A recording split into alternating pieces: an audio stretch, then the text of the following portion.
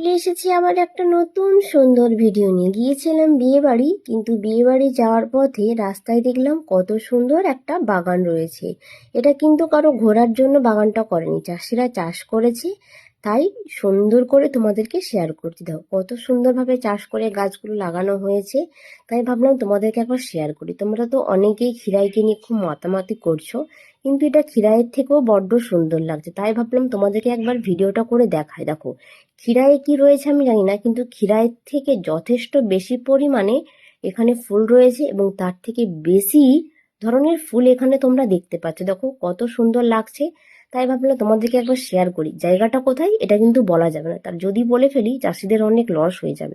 দেখো কত সুন্দর এখানে ফুল চাষ হয়েছে, আর এখানে সারা বছরই এইভাবে সুন্দর সুন্দর ফুল চাষ হয়।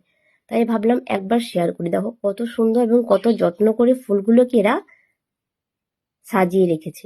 দেখতে ভালো লাগছে। এখানে আপনি সব ধরনের ফুল পেয়ে যাবেন। এই ফুলগুলো বিদেশেও যায় আর বাইরেও যায়। তাই ভাবলাম একবার ভিডিওটা করি। এত সুন্দর ফুল আমাদের এখানে হতে পারে ভাবা যায় না, তাই না? কেমন লাগলো অবশ্যই কমেন্ট করে জানাবেন।